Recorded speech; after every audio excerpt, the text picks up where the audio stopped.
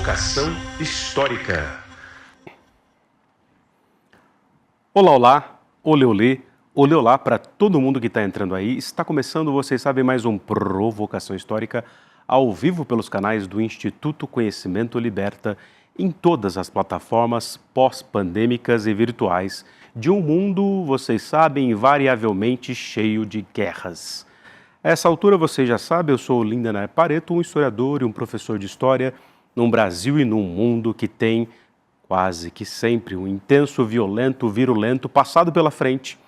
E por isso que o Provocação Histórica há praticamente 4 anos narra um pouquinho para expurgar os demônios de um passado que não cessa de passar. E hoje, senhoras e senhores, há tempos estávamos aqui combinando uma prosa, tudo que vocês queriam saber, como dizem por aí, né? Tudo que vocês queriam saber sobre a Rússia atual e não só, sobre a União Soviética, mas atualissimamente, digamos assim, sobre a guerra da Rússia contra a Ucrânia, da Ucrânia contra a Rússia, e OTANs e afins. E o camarada que está aqui hoje conhece tudo isso e muito mais, pois é um especialista no assunto, um historiador também, e é por isso que eu tenho a alegria de receber aqui com vocês no palco do Provocação Histórica, ele, Rodrigo Ianez. Falei certo, o Ianez? Falou. Todo mundo confunde. Confunde, né? Se não me chama de Lanhez, já tá bom. Lanhez, né? Põe um mete um L ali. Eles acham que o I é L, não. Tá, ó, Ianez, tá ótimo. Ianez, é um sobrenome espanhol? É espanhol da Galícia, galego. Né? É galego? É. Então tem uma tradição aí já fronteiriça, né? É. Menos conturbada, né? Menos conturbada. Tudo bem, uma alegria te receber aqui. E vou pedir para todo mundo que está assistindo a gente aí, curtir, compartilhar, fazer viajar a palavra crítica da história, porque hoje vocês recebem aqui, portanto, o Rodrigo Ianez, né? Como é que é a outra pronúncia? Ianez. Porque é difícil, né, meu caro? Esses dias eu conversei com o nosso glorioso Reginaldo Nasser, que traz informações preciosas sobre o que está acontecendo na guerra, né? Nessa operação militar especial, como diz o Putin, ou como diz o tresloucado e ator canastrão, o Zelensky, essa agressão da Rússia contra a Ucrânia. Então vamos lá, comecemos por aí, né? O que é que está acontecendo? Parece aquele meme lá, está acontecendo, entramos numa fase, acho que acredito, chave desse conflito, né? Já 2 anos e meio observando um processo que, claro, programa sobre história, processo que começa muito antes de fevereiro de 2022. Mas agora, se a gente falar concretamente do atual momento, a gente está nas últimas semanas do governo Biden nos Estados Unidos, e a postura que o Trump assumiu durante toda a campanha em relação ao conflito é de dar uma guinada, né, totalmente nova na relação dos Estados Unidos com a OTAN, dos Estados Unidos com a Ucrânia. Isso porque o Trump tem uma outra relação sobre a OTAN? O Trump assume uma posição que não é novidade na política americana, mas é algo que foi abandonado ali, pelo menos desde a Segunda Guerra Mundial, mais isolacionista, e ele coloca a OTAN como uma organização, e nesse sentido ele tem aí certa razão, a organização que teria perdido sentido no mundo atual, anacrônica, né, uma organização da Guerra Fria, por excelência, e que acaba sendo um peso orçamentário e também forçando a mão dos Estados Unidos em conflitos que não seriam interessantes para os Estados Unidos. E em relação à Ucrânia, como um envolvimento desnecessário, um gasto imenso, e ele coloca um risco de causar um conflito de maiores proporções, e a gente tem observado uma escalada importante nas últimas semanas. Né? Impressionante. E para além, ou junto com essa escalada, uma coisa que eu sempre tenho dificuldade de encontrar, porque em geral o Ocidente é porta-voz, quase um porta-voz automático da própria Casa Branca, né? Então as agências de notícias repetem o que fala a Casa Branca. portanto, os Estados Unidos e seu imperialismo, mas esses números da guerra, por exemplo, né, de parte a parte, assim, um número mais ou menos confiável, esse número existe? Qual é a medida disso? É difícil, né? Porque dos dois lados não há muito interesse em divulgar, né, números. Ou se diminui concretos. muito de um lado para o outro, né? Um tende a aumentar as baixas do adversário e diminuir as próprias baixas. O que foi feito, o que tem sido feito, alguns jornalistas fazem, por exemplo, é uma tentativa de contar e aí utiliza-se posts de redes sociais e tudo mais. O que tinha sido colocado é que nos últimos meses, de ambos os lados, a mortandade aumentou tremendamente, porque a gente se concentrou muito observando o fronte na altura de Kursk, né, essa incursão que os ucranianos fizeram dentro do território russo, e a imprensa não tem noticiado tanto as outras direções, os outros frontes desse conflito. O fato é que os russos avançaram muito nos últimos tempos. Enquanto a Ucrânia chamava atenção para a questão de Kursk, e em Kursk eles não avançaram significativamente, né, entraram em território russo, mas não chegaram nem próximos da capital da província, não tiveram uma conquista que melhorasse de fato a sua posição numa eventual negociação. Se tivessem chegado na cidade propriamente de Kursk, aí seria outra coisa. É uma cidade que tem uma usina nuclear imensa, uma capital de um oblast, né? Oblast, uma região... Uma das províncias da Rússia. Uma das unidades da Rússia, da Federação. Seria outra coisa. O fato é que não, o fronte ficou bastante estanque ali, só tomaram a região realmente de fronteira. Enquanto isso, no Donbás, na região de Kharkov, mais ao nordeste da Ucrânia, os russos têm avançado consideravelmente. Agora, os ucranianos começaram uma contraofensiva para tentar melhorar a posição deles para o inverno e para a eventual mudança de governo nos Estados Unidos, que eventualmente vai empurrar eles para a negociação, mas o fato é que os russos avançaram numa velocidade talvez a maior desde daquelas primeiras semanas de guerra. Né? Impressionante. E, Rodrigo, aproveitando aqui o ensejo, eu me lembro muito bem, em agosto de 22 começa, certo? E aí, fevereiro. Fevereiro de 22... aquele comboio impressionante. O comboio, né? O infame comboio em direção O que foi aquele infame comboio? Para quem não lembra, tem imagens impressionantes, depois vocês procuram aí no mundo virtual, mas é um comboio de quilômetros dos russos, né? Com alguns carros blindados com Z, né? Z, V, eles que são as unidades especiais, né? Que a gente, na verdade, nem sabe o que significam essas letras. É difícil. No primeiro momento acharam que seria Zapad e Vostok, que é Ocidente e Oriente, mas não é o caso, enfim, provavelmente não é o caso, porque não tinha essas duas direções. O fato é que tomou tamanha proporção o uso desses símbolos que os próprios russos adotaram como um símbolo do esforço de guerra. A propaganda de guerra russa utiliza muito esse símbolo, ficou muito associado... Porque são letras que não existem no alfabeto cirílico, o Z e o V. Então, toda vez que aparece, claramente é uma referência à guerra. Né? Total. E, bom, mas aí, no fim das contas, aquele comboio de quilômetros que parecia que ia devassar tudo, ele travou e ficou paradão lá no meio. O que aconteceu? É suprimento mesmo? Não é uma boa ideia fazer um comboio desses. Na época, e como tudo nesse conflito, cada lado apresentou uma versão. E o lado pró-russo, a propaganda pró-russa, disse que era uma manobra diversionista para distrair os ucranianos. Não quer falar que foi uma presepada. Concentrar tropas no norte, enquanto eles pelo sul avançariam. Me parece, enfim, algo que foi pensado depois do mal... Para não ficar feio demais. Resultado desastroso. E houve muita presepada no começo dessa guerra. Né? Acho que a pior de todas, nessa direção, vindo do norte, foi uma unidade russa que resolveu cavar trincheiras na região de Chernobyl. Eles cavaram trincheira perto de Chernobyl? Terra contaminada. Depois, enfim... Está lá desde 86, contaminadíssimo. Né? O fato é que houve erros graves ali na condução em vários momentos. Até hoje, oficialmente, é isso, uma manobra diversionista e tal... que nunca houve realmente a intenção de tomar Kiev, me parece, enfim, um pouco... Sim. E como é difícil, né? A gente até hoje tenta revisitar Primeira e Segunda Guerra Mundiais para tentar mostrar outras nuances que a historiografia ainda não narrou, né? Que mesmo as notícias de guerra no jornalismo de época também não conseguiram mostrar. E até é difícil até hoje conseguir, né, desvendar, imagina para o que está acontecendo exatamente agora, né?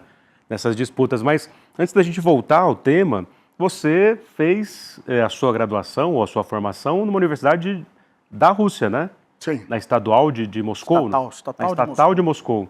Então você vive lá, né? Isso que é sensacional. Eu vivo lá e estava lá durante o início do conflito, enfim. Vivi todo esse momento aí conturbado, mas pra gente que vive lá, querendo ou não, bastante, no final das contas... Não mudou tão radicalmente assim? Não, muito pouco, na verdade. Inclusive, então, tem gente que fica indignada, acha que eu tô na folha de pagamento do Kremlin para ficar... Ah, é? Estamos aqui hoje com o espião do Kremlin. Estou me sentindo no auge da Guerra Fria aqui, né? Não, ao gosto do freguês, né? Porque o outro lado também diz que eu tô na folha de pagamento da CIA, então é um conflito carregado. Sofreu pressão lá dos próprios russos ou não? Não. É um brasileiro que vive lá. Você vive em Moscou, né? Vive em Moscou já há 13 anos. Já. 13? 13. Porra, você é um moscovita clássico, Brasil. Já estou bem estabelecido lá e não, as pessoas acho que fantasiam muito com essa coisa. Fantasiam, né? Afinal das contas, é muito mais ordinário do que a gente imagina. E a situação mudou pouco para a gente. Não houve, economicamente, não houve desabastecimento em nenhum momento. Em nenhum momento? Em nenhum momento. Prateleiras a pandemia vazias, houve mais do que na guerra. 2014 houve mais. Porque 2014 foi a primeira onda de pacotes de sanção, né? Quando os russos tomam a Crimeia. Nesse momento houve mais, porque a Rússia naquele momento dependia bastante dos produtos europeus. O maior parceiro comercial era a Alemanha, até 2014. E num período muito curto, a Rússia começa um processo de substituição de importação. Na área agrícola dá muito certo mesmo. A diferença é brutal do que os produtos que a gente tinha naquela época, quando eu cheguei na Rússia, e hoje a diferença é tremenda. Carne, laticínios, queijo. Estão melhores. Melhores, produzidos na Rússia, assim, muito melhor. E naquele primeiro momento, sim, a gente notou aí falta coisas específicas, né? Produtos mais elaborados, mais caros, embutidos, europeus. Sofre mais uma classe média que tem mais posses, né? Mas assim, em 2022, nada, zero. Absolutamente nenhuma diferença. Coisas logísticas que mudaram na nossa vida. Cartão de crédito internacional não funciona lá, cartão russo não funciona no exterior. Ou seja, o mercado mundial dá uma boicotada, então você tem que pegar outros tipos de soluções, né? E os russos já estavam se preparando, né? Hoje a gente vê claramente que eles estavam se preparando. Uma coisa que podia não estar tão óbvia na época, hoje é bastante claro. Que parecia ser uma hecatombe, né? O SWIFT boicotando, o SWIFT foi cortado, até hoje não funciona. Porém, eles já tinham preparado, porque na Crimeia, quando eles tomam a Crimeia, as duas maiores bandeiras de cartão de crédito do mundo deixam a Crimeia. Somente a Crimeia. E Mastercard. Visa e Mastercard não funcionavam na Crimeia. E os russos criam uma bandeira própria, a Mir. Mir? Mir, que é paz e é mundo, enfim. Sensacional. O diabo mora nos detalhes, né? Fascinante pensar isso. Né? E é uma palavra conhecida, porque a estação espacial, a primeira da história, a estação espacial soviética é Mir também. Então eles criam a Mir e passa a atender na Crimeia, passa a atender em toda a Rússia, inclusive antes da guerra em alguns países. Turquia citava, Egito, Armênia, alguns países, Belarus até hoje aceita. E no momento que corta, enfim, a gente simplesmente transfere tudo para o Mir e continua funcionando normalmente. Só no exterior que a gente não consegue usar. E o cidadão russo, por conta desses boicotes, ele tem dificuldade no exterior quando ele vai usar algum sistema. O cidadão russo que viaja, novamente, o mais atingido foi uma classe média alta, uma classe alta, porque não consegue mais viajar para a Europa, que era um destino, os russos adoram. Quem viaja para a Europa sempre desde Tolstói, né? Jogando dinheiro, né? enfim. Então, atingiu essas pessoas. Para quem viaja internamente, o turismo interno teve um boom enorme. Porque as pessoas começam a enorme, para dentro, né? Enorme. Eu trabalho na área de turismo e eu notei que em vários destinos dentro da Rússia, conversando com as pessoas, dos hotéis, do ramo do turismo, eles falam que está melhor hoje do que estava antes da guerra. Porque os russos deixaram de ir para a Europa e estão viajando dentro da Rússia. E o turismo interno sempre foi muito forte na Rússia. Hoje, então, é tremendo. E outros destinos, né? Eu estou indo muito para a China ultimamente, a China está lotada de russos. Eles acabaram se voltando para o outro lado. Foram forçados na economia em 2014, porque deixa de ser a Alemanha o primeiro parceiro, se torna a China, e agora não tem volta. Isso foi muito ruim para a Alemanha, na verdade. Pois é. E para o bloco europeu, óbvio. Foi péssimo. A Europa está... É o início do fim, A decadência europeia está sendo acelerada de um jeito com isso. Vivemos para ver. Né? Os franceses do Macron pagando de democratão, né? Não, e as pessoas, enfim, que tem alguma convivência lá, conhece gente, sabe que a situação está complicada mesmo. Custo de vida, a energia elétrica, os russos abasteciam de energia, de gás, de petróleo a Europa. Agora, os alemães estão desesperados, né? E a Alemanha fez a escolha duvidosa ali de abrir mão das usinas nucleares logo antes, então... Putz, a coisa tá feia. Mas aí pensando nessa ordem, nessa nova ordem geopolítica, você inclusive conhece a China, já que a gente vai falar aqui também que o Yanez, ele é também, além de historiador e, enfim, conhecedor dessa geopolítica histórica e também atualíssima, ele tem é fundador, sócio de uma agência de viagens, a Estrela Vermelha. Então ele conhece vários lugares do mundo, faz esse turismo em lugares historicamente envolvidos, por exemplo, com o bloco soviético ou com o socialismo. Está aí na tela para vocês, celebrando a Rússia, Transcaucásia, as icônicas Geórgia e Armênia, mais Azerbaijão. Tem também a viagem para Cuba, né? Tem a Transiberiana. E aí, antes da gente entrar, então, no bloco aqui da viagem, tem aqui a Praça Vermelha atrás da gente, mas em termos geopolíticos, né, é o início do novo ciclo sistêmico de acumulação, agora do capitalismo na mão da China. Explica para o nosso público por que a China é, sim, parte de uma disputa pelo mercado mundial e pelo capitalismo, e não somente isso, mas também é isso. A gente historiador, não gosta muito de ficar falando do futuro, sim, futurologia. Mas eu acho que... não há muita margem para dúvida que os historiadores, olhando o nosso momento lá na frente, vão colocar aí os marcos temporais de um processo que não é curto também, né? Se fala da decadência americana, é um processo Sim. Desde os anos 70 se fala na financiarização, né? E a ascensão da China também é um processo que teve uma velocidade, do ponto de vista histórico, tremenda, assustadora, e quem vai à China constata isso imediatamente. Eu acho que, para nós brasileiros, a China é particularmente impressionante e até um pouco avassaladora, né? Porque a gente não consegue imaginar o Brasil na situação que a China está hoje. Eu não consigo, e as pessoas que eu levo para lá e converso também não. A situação hoje da China eu não vejo no Brasil em 50 anos. Cara, ou seja, a gente não vai alcançar aquele desenvolvimento. Claro que, né, as coisas mudam, e 50 anos hoje em dia é um período em que as coisas podem mudar com uma velocidade imensa. Mas é impressionante. É impressionante. E a China é uma coisa assim que os próprios chineses têm a memória de quando a China era um dos países mais pobres do mundo. Nós brasileiros temos, o pessoal de gerações anteriores tem ainda mais essa memória de quando a China era consideravelmente mais pobre que o Brasil, e hoje é um país muito impressionante em termos de infraestrutura, de qualidade de vida mesmo, coisas básicas, infraestrutura urbana, transporte. Cidades são mais agradáveis de se viver? Limpíssimas. Essa imagem que a gente tem, isso você comentou do meu trabalho no turismo, né? Os meus maiores aliados são os preconceitos das pessoas.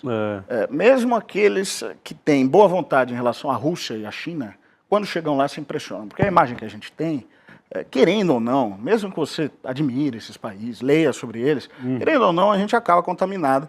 E as pessoas, 95% têm uma imagem pior do que eles vão encontrar na realidade. Em relação à Rússia, isso já é verdade. E em relação à China, eu acho que é mais pronunciado.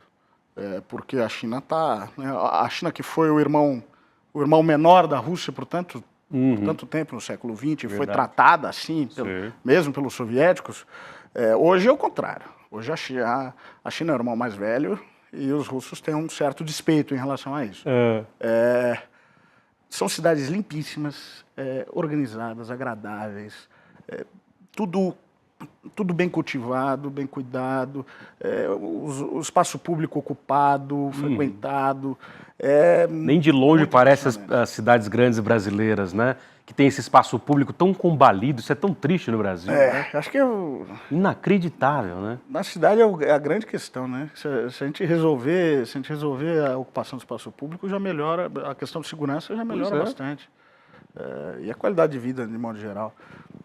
E a China é um país que, assim, o sul da China lembra o Brasil, eu fiquei muito impressionado, a vegetação, a arquitetura, lembra bastante, e só que infelizmente, a gente, me parece que está longe ainda da gente alcançar esse... E o que marca aqui essa paisagem da iniquidade, né, para usar esse termo, essa expressão, é que aqui, mesmo no lugar mais rico, você vê uma miséria extrema do lado, assim, convivendo. É na mesma calçada praticamente aqui, né? Isso não se vê lá dessa forma? Claro. Tem outros rincões. Uma evidência anedótica, mas que está absolutamente confirmada nos dados que a China demonstra da eliminação da pobreza. Eu estive essa última vez, cheguei ontem, na verdade, de Pequim. Estive um mês e meio. Chegou ontem? Aí, ó. Eu estou meio virado ainda. Tá virado. E eu tive um mês e meio por várias províncias, eu acho que pelo menos umas 7 províncias. E se eu vi 2 moradores de rua ao longo de todo esse trajeto, foi muito. Isso porque a população é de quantos? 1 bilhão, enfim, 200 milhões. Por aí. E você viu? Gostei dessa, que não é nada anedota, né? Pois muita gente, mesmo assim os caras conseguiram. Né? Pois conseguiram. E os chineses sabem disso. E conversando com os chineses, sabe-se disso. Coloca-se muito a questão da liberdade de expressão, da repressão, mas o fato é que, conversando com os chineses, eles têm a memória viva. Se você, mesmo os jovens, né, uma geração para trás, lembram do que foi a década de 80, 70, enfim, e tem gente que lembra do período, né, antes da Revolução. Impressionante, né, cara? E as mudanças tremendas que esse país sofreu. Né? Eu estive em Shenzhen agora. Shenzhen é próximo ali de Hong Kong, entre Guangzhou, né, Cantão e Hong Kong. É uma cidade que até a década de 70 era uma vila de pescadores. 78, acho que foi o início do projeto. Hoje é um polo tecnológico, uma cidade com arranha-céus que deixam São Paulo lá atrás. Né? Porque o nosso arranha-céu já são uma versão subprime dos arranha-céus norte-americanos. Né? Pois é. Com metrô, qualquer cidade que a gente nunca ouviu falar aqui no Brasil, tem lá a cidade de 7 milhões, 8 milhões de pessoas, 12, 20 milhões, o metrô. Eles têm projetos de metrô, enfim, é outra coisa, é uma coisa que a gente não imagina. Cara, realmente a gente não imagina. Eu mesmo, com a maior boa vontade que eu tenho, com amigos chineses e tudo mais, não imaginava que eu ia encontrar uma situação assim tão bem estruturada. Tem as suas questões, a China tem que resolver aí vários dilemas, eles estão trabalhando nisso, mas a conversa já está em outro patamar. A gente ainda precisa chegar lá para começar a ter esse tipo de... Impressionante. Olha, senhoras e senhores, estou aqui com Rodrigo Yanez, ou Yanez, se quiserem, que é historiador, formado pela Universidade do Estado, ou Estatal de Moscou, né? Mora na Rússia há 13 anos, é um desses conhecedores profundos em loco, que sempre, pelo menos eu vendo aqui à distância, desde que começou principalmente o conflito em 2022, que tem, né, dado uma série de entrevistas, palestras, e, enfim, mostrando, né, qual é a real ali, e sempre ponderando, evidentemente, como bom historiador que é, todas as questões e desmistificando vários preconceitos em relação a essa mãe russa imensa, a Federação Russa, essa história que envolve a história da União Soviética, que ele é especialista, mas também os conflitos atuais, e ele está falando aqui da própria China e dessa China que não é mais enigma para ninguém, como ele bem disse, que vem se tornando essa grande potência. Em outros moldes, não nos iludamos, né? A gente fica imaginando que vai ser uma coisa parecida com a Inglaterra, que foi antes da Primeira Guerra e depois os Estados Unidos, mas o século chinês parece que vai ser uma outra coisa. Mas você estava falando em termos de democracia. O pessoal mede a China e a Rússia com a régua das democracias liberais representativas, burguesas e etc., que estão em crise desde há muito tempo, né? Como funciona, por exemplo, na Rússia o processo eleitoral e mesmo na China? Vamos falar um pouco disso, assim, se você puder. A China e a Rússia são bastante diferentes entre si, né? A Rússia a gente pode considerar que eles adotam, pelo menos na teoria, um modelo democrático burguês, um modelo democrático liberal. Mais parecido com o liberalismo da Europa Ocidental. Na teoria, né? Claro que na prática é um pouco diferente. Eles têm uma série de mecanismos que eles construíram que acabaram fazendo com que hoje, na prática, seja um partido dominando os poucos partidos de uma oposição tolerada. Que é liderado pelo Putin. O partido que apoia o Putin, inclusive, Putin é um caso, enfim, ele é muito esperto, né? Ele saiu desse partido. Hoje ele não é membro de nenhum partido. Ele paira sobre todos os partidos. Cara, perigosíssimo isso, né? Mas o partido do governo, de fato, é o Rússia Unida. Esse do qual o Putin saiu. Ele saiu porque o Rússia Unida, querendo ou não, tem uma imagem mais manchada do que o próprio Putin. O Rússia Unida tem alguma identificação com alguns escândalos de corrupção e tal. E o Putin acaba se dissociando, ele pega só os louros, né? sem os reveses. Sim. E os poucos partidos de oposição tolerados, o segundo maior é o Partido Comunista, que é um partido que acabou sendo amansado com o tempo, né? No começo ele até fazia um enfrentamento mais robusto. Isso você diz desde o Boris Yeltsin para cá, né? E mesmo no início do governo Putin, havia um enfrentamento de algumas políticas do Putin, e com o tempo eles foram se tornando cada vez mais base mesmo do governo. As últimas questões são questões trabalhistas, né, que o Putin bancou alguns arroxos e o Partido Comunista considera um pouco demais isso, então há alguns enfrentamentos pontuais. Mas, o Partido Comunista nunca foi proibido depois do fim da União Soviética? Foi proibido por um período, mas, enfim, foi dissolvido o Partido Comunista da União Soviética. E aí surge no lugar dele esse que clama o legado, mas não é propriamente institucionalmente. Não é uma continuidade. Uma continuidade, que é o Partido Comunista da Federação Russa. E há outros partidos dissidentes que saíram aí desse Partido Comunista da Federação Russa. E fora ele tem alguns outros, Partido Liberal Democrata, que não é nem liberal, nem democrata. esses partidos com esses nomes que não são isso, o Brasil está cheio, né? O antigo líder deles era uma figura da espécie do Bolsonaro ali. Sim. Canastrão, a extrema-direita, flertando com o fascismo. Enfim, são alguns poucos aí. Nenhum deles em temas-chave se opõe ao governo, por exemplo, na questão da guerra, todos apoiaram, né? Houve alguns membros do Partido Comunista que entraram em choque no começo, eles foram rapidamente afastados ali. E a oposição, de fato, é uma oposição muito fragmentada. Entendi. Existe uma oposição à esquerda, o grosso da oposição é liberal, pró-Ocidente, de toda forma são extremamente fragmentados. E qual é a percepção do cidadão russo, e você agora praticamente, vendo lá 13 anos, né, em relação à figura do Putin? Eles veem ele como um ditador, igual o Ocidente adora dizer?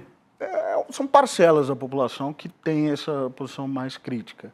Como eu falei, esse pessoal liberal, identificado com o Ocidente, chama ele de ditador. De cidades, sim, sem dúvida, são de cidades grandes, são geralmente gerações mais jovens e uma classe média alta, digamos assim. Então, nesse extrato, tem uma oposição considerável. De modo geral, se for falar de números mais gerais, a popularidade dele é imensa. É imensa? E ela é imensa, não é à toa. E não tem tanto a ver com a guerra, ou com, enfim, quanto tem com a melhora inegável da qualidade de vida dos russos durante o seu governo. Inclusive da classe trabalhadora, claro. Inclusive uma melhora geral, porque se a gente pega os anos 90, foram uma tragédia. Né? Os anos 90 na Rússia, não existe uma situação análoga no mundo de um país que, sem ter sofrido uma derrota militar, sem ter passado por uma guerra, tenha decaído da maneira como decaiu. 1 milhão, a população diminuía em cerca de 1 milhão por ano. Rolou isso nos 90? 1 milhão, ou seja, entre gente diminuição morrendo da aos borbotões. expectativa de vida e gente imigrando, né? Muita gente também imigrando para... mas a expectativa de vida dos homens caiu 10, 15 anos em relação ao que era na União Soviética. Brutal. Para dar uma ideia, o auge dos dados econômicos sociais da União Soviética foi ali meados da década de 70, período Brezhnev. Esses dados em expectativa de vida, até consumo calórico, que é interessante o consumo calórico, a CIA fez um levantamento e eles chegaram à conclusão de que a dieta do cidadão soviético era mais calórica e mais saudável que a dieta dos americanos. Imagina. Dos 70 e 80. O capitalismo sempre tem essas falácias, né?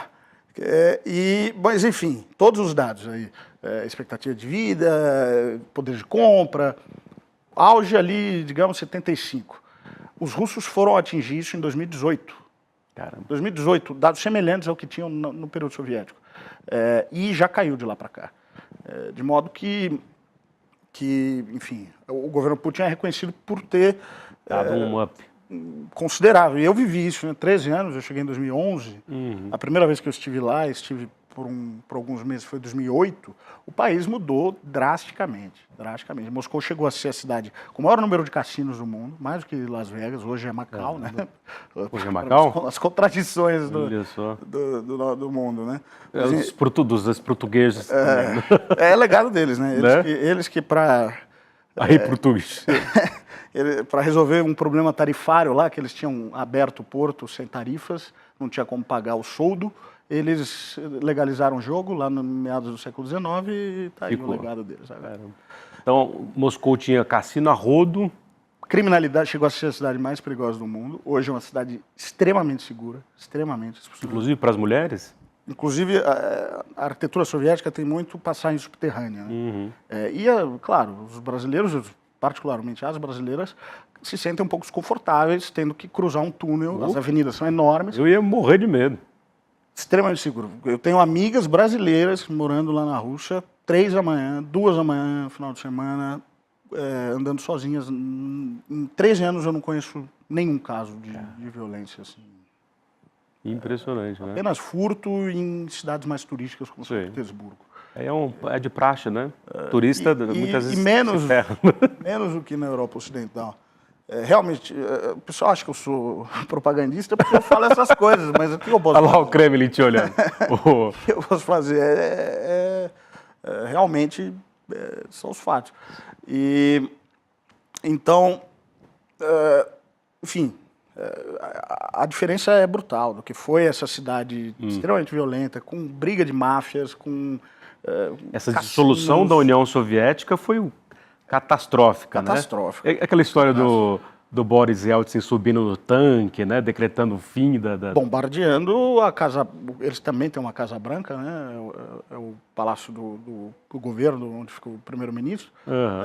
Bombardeando um prédio público no centro de Moscou. Ficou chamuscado até o final da década. Não é esses que estão aqui, né? Não. Aqui é a Praça Vermelha, né? Essa é a Praça Vermelha, a Catedral de São Basílio e a Praça Vermelha. Da Rússia Ortodoxa, né? Que também é outro aspecto, um papel importante, tem cumprido nos últimos anos. Tem essa aproximação religiosa, né? Essa história de que o Putin queria, na verdade, ele não queria refazer a grandeza da União Soviética, e sim a grandeza dos czares, né? Que não tem C, né? Dos czares.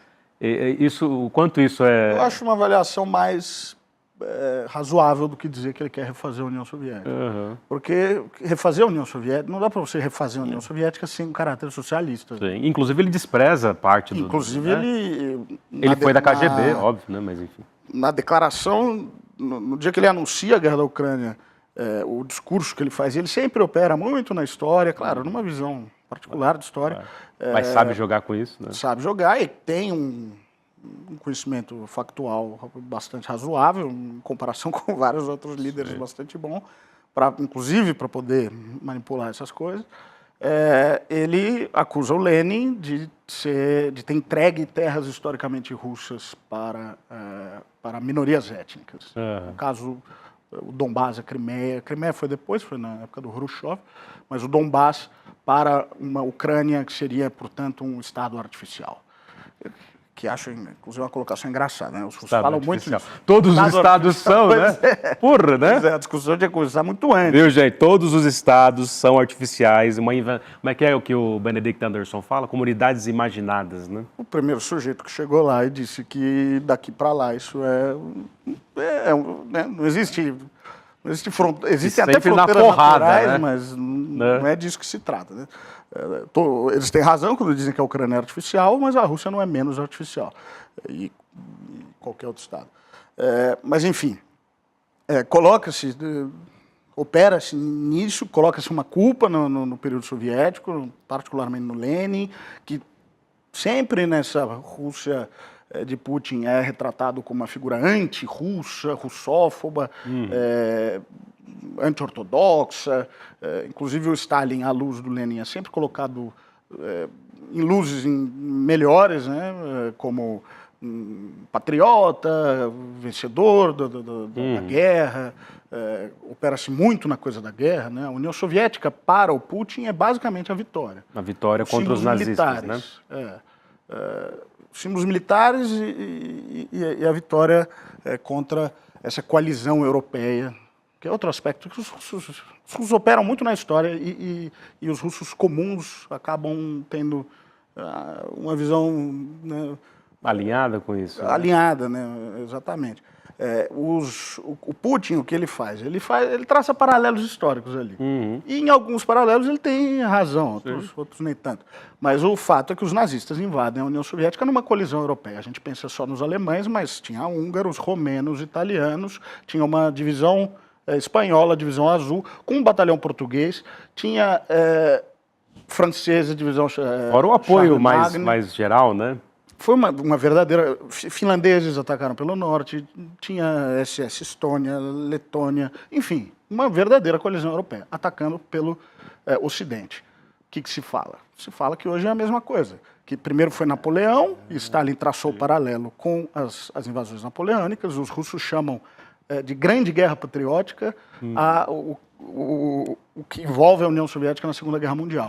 Isso é uma referência à Guerra Patriótica, que são as guerras napoleônicas contra o Napoleão, que encontra Moscou vazia, né?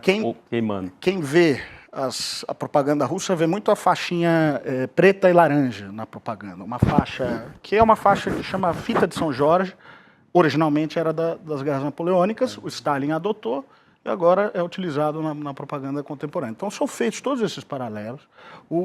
Recentemente fizeram uma exposição de equipamento militar da OTAN capturado numa praça enorme lá de Moscou. Caramba! Isso desde o começo da OTAN, né? Equipamento de vários países da OTAN capturados agora na Ucrânia. Ah, sim, sim. Tá. Que, assim, em massa, os russos só tiveram que lidar com a OTAN, querendo ou não, indiretamente, mas assim, com equipamento, assim, foi agora, né? Nem na Guerra Fria houve tanto. Impressionante isso, né? Que mostra o grau de agressão da OTAN também, né? Pois é. E de responsabilidade das lideranças contemporâneas.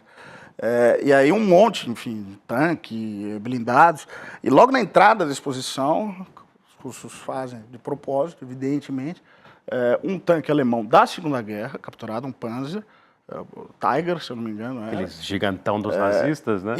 E logo atrás dele um Leopard, que é o atual tanque alemão fornecido para a Ucrânia, um atrás do outro, num óbvio paralelo ali que se faz. Então, logo dado pelo Olaf, hein? O Putin... Da social-democracia. Pois é, e lutando na Ucrânia novamente, né? Impressionante. Ucrânia, Kursk, a maior batalha de tanques da história foi ali em Kursk. Então, o putinismo opera muito na imagem da guerra, na imagem da vitória, e até por isso a figura do Stalin é mais celebrada do que a do Lenin, querendo ou não. Sim. Impressionante, ó, Rodrigo. Uma aulaça aqui, além da simpatia, mas antes da gente ir para a reta final aqui, temos aqui a Estrela Vermelha, ele vai falar o que é a famigerada Transiberiana.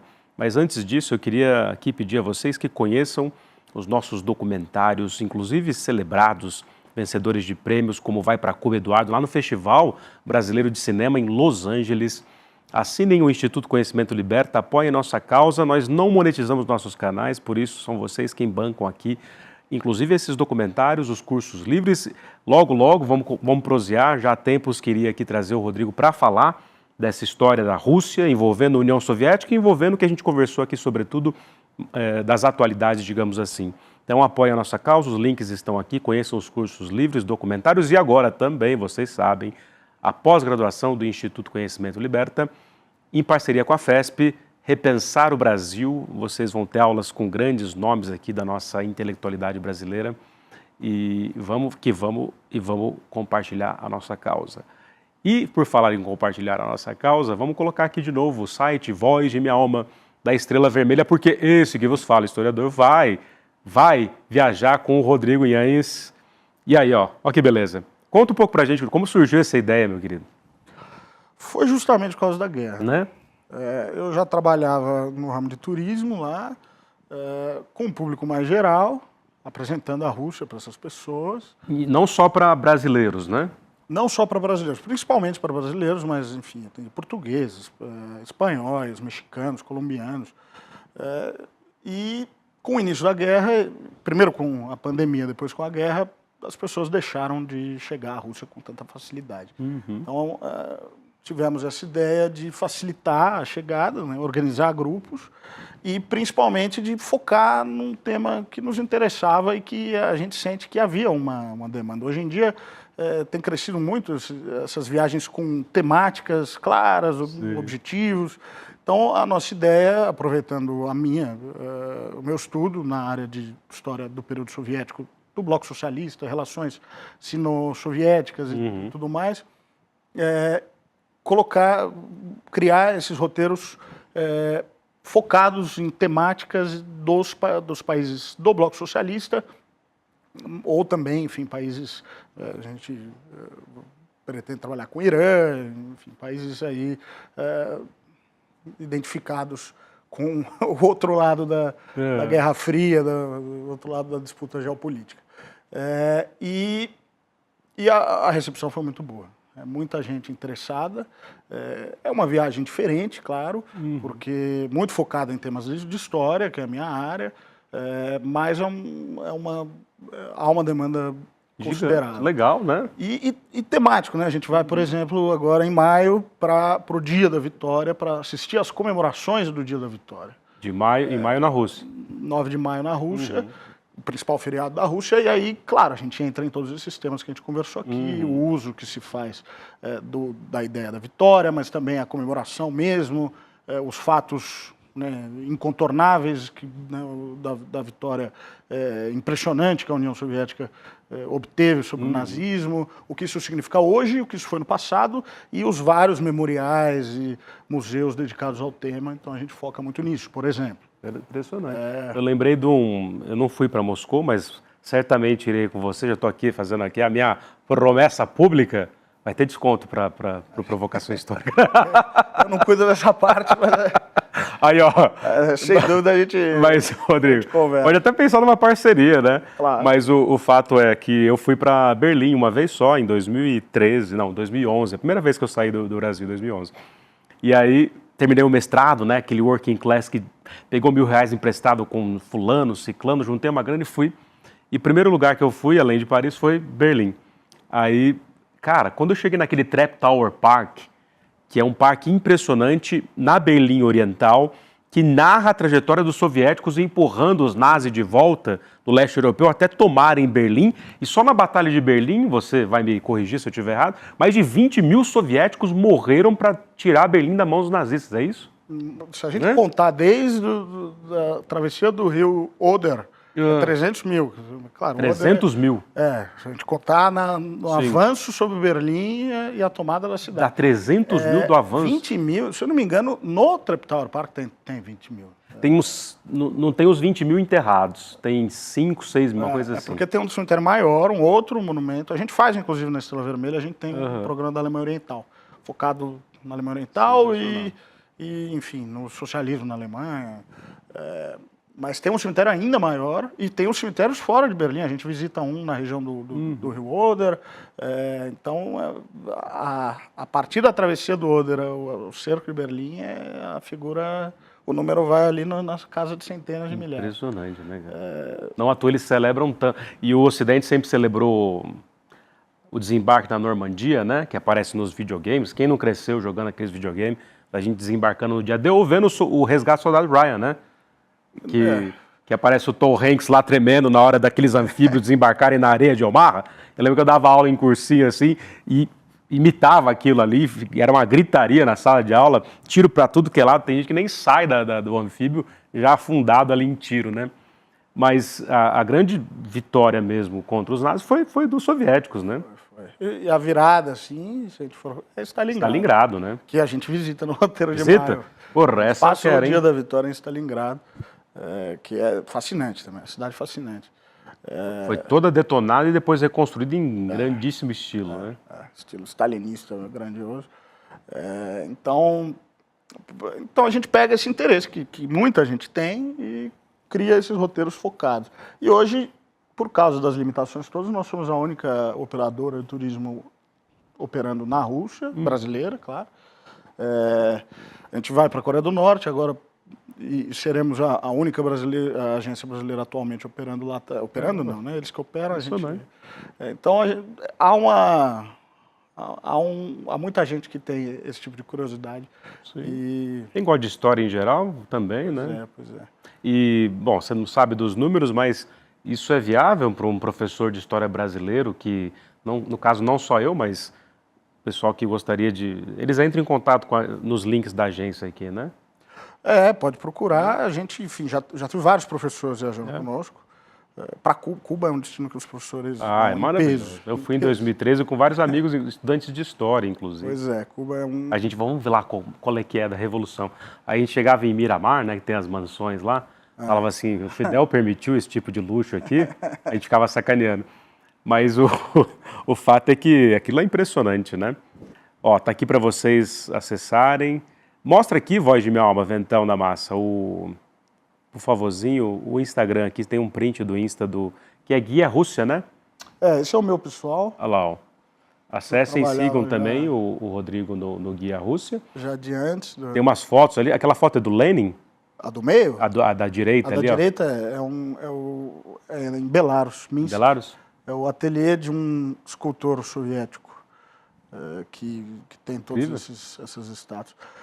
Então a gente procura esses lugares fora do circuito comum. Não é uma coisa de consumismo chato, né? E muitas vezes, o curioso é que muitas vezes nós somos os únicos estrangeiros no local. O pessoal fica olhando. Lá na China, então... Porque vocês vão em circuitos de fato alternativos. A gente vai visitar coisas que o turista comum não vai.